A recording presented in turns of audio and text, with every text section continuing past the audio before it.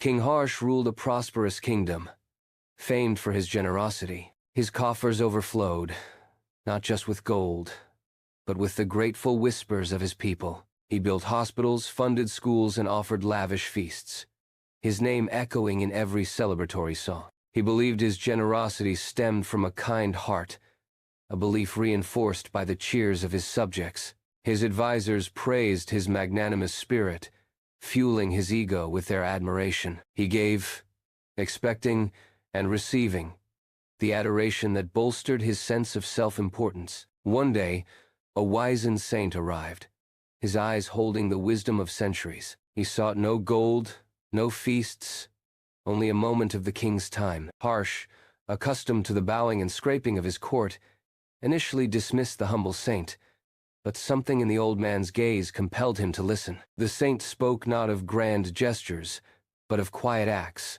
of tending to the needs of the unseen, the forgotten. He spoke of giving without expectation, of love without the need for recognition. He spoke of the emptiness that lay at the heart of self-serving generosity. Harsh, for the first time, felt a pang of unease. The cheers of his people, the praise of his court, felt hollow.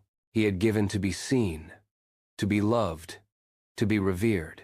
His generosity had been a performance, a play staged for his own ego. The saint's words struck a chord, revealing the vast difference between true kindness and the shallow imitation he had practiced. That night, King Harsh slept little. The saint's words echoed in his mind. He saw his kingdom anew, not as a stage for his greatness, but as a tapestry of lives, each with its own needs and struggles. The next morning, he announced a new initiative, a secret fund for the poor and the sick, given anonymously, with no fanfare, no expectation of reward.